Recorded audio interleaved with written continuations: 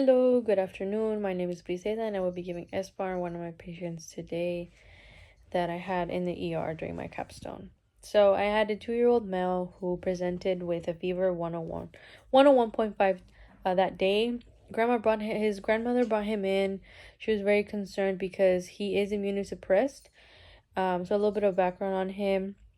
He was diagnosed with hypoplastic heart syndrome at 16 weeks in utero, and he was placed on ECMO at 6 weeks old, and then at 8 weeks he received a heart transplant.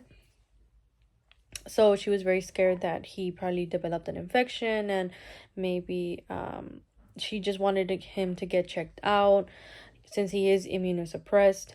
So he is allergic to amoxicillin. NSAIDs are contraindicated with all his medications he takes for his immunosuppression. He also cannot drink grapefruit juice. He's allergic to tap water, and he cannot drink citrus beverages or citrus fruits at all.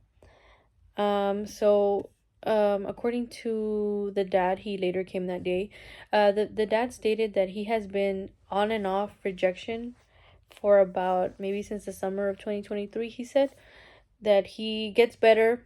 It looks like he's getting better. His labs are being drawn, and it looks like he's progressing well, but then maybe they draw him again. He said that they would draw him again and it would show that he was in remission and he was good, he was okay, and then he was in remission, he was okay, he was in remission. So ever since then he's been going up to Houston to Texas Children to receive infusions of immunosuppressants in order to stop that heart rejection. So on November 19th through December 14th, he went to Texas Children's in Houston, Texas, and he received 4 infusions of IV prednisone. And this medication I cannot pronounce, but I will spell it out. BORTEZOMIB. I looked it up, and it's also an immunosuppressant. The little boy did have a little bit of like a runny nose and a little bit of a cough. So I asked dad, like, how long has that been there? And he said that he always has like a lingering cough, a lingering like congestion, runny nose, because he always has a little bit of a rhinorrhea virus. He said it's due to his immunosuppression, so he always has a little bit of a cough, congestion.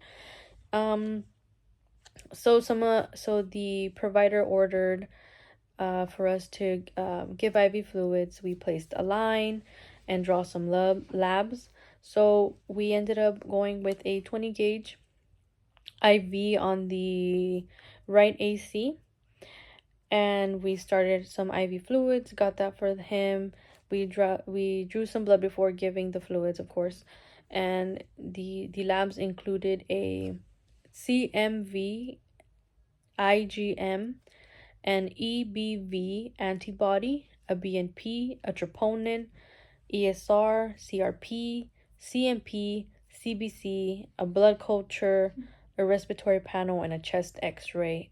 And yes, the respiratory panel and chest x-ray. So we later received those labs, and the chest x-ray showed no signs of cardiopulmonary heart disease or heart enlargement.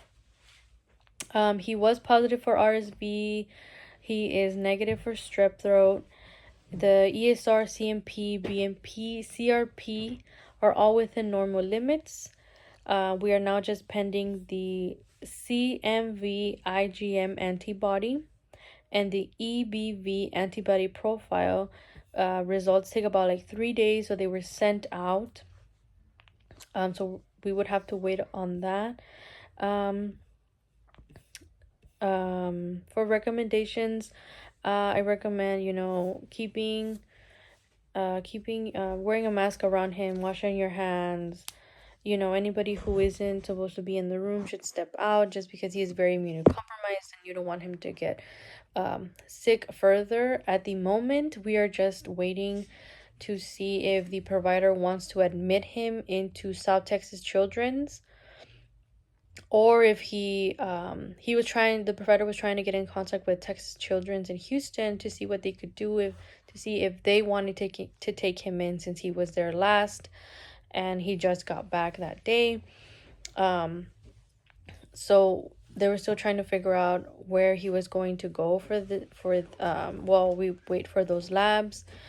If he was going to stay at South Texas or if he was going to go to Texas Children's in Dallas. So we are just pending those labs, and we are pending to see where he is going to be placed for this visit. And that's my SBAR. Thank you.